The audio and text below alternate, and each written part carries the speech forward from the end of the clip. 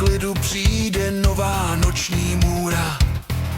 Až nul sundá boty, ticho v lese puká, z odhozenýho brnění se i ocel borčí.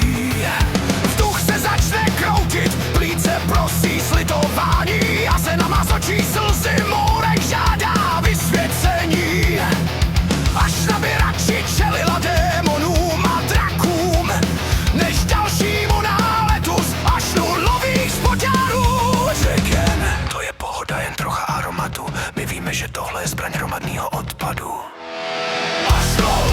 Kašlou, pán špinavých trenekech plný toxického trestnul. Kašlou, jeho spotky mají vyšší kill rate než ďábel 16 kustů.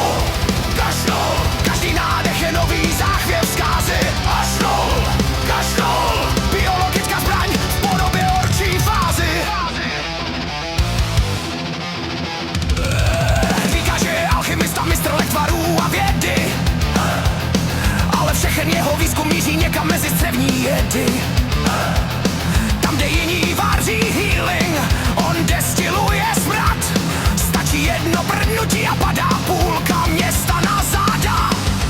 Fran by to rád prodal jako víno orčí dech, jenže každej sommelier po čuchu končí v křečích na zádech. Když až nul spí bez dek, bohové se dívaj stranou a vraní paní šeptá: tohle není v mém seznamu. Řekne, to byl jen fazolový experiment. My víme, že tohle je válečný incident.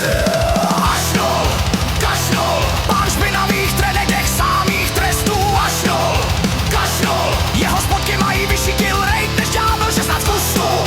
Kašnul, každý nádech je nový záchvěv zkázy. Kašnul, biologická zbraň v podobě orčí fázy.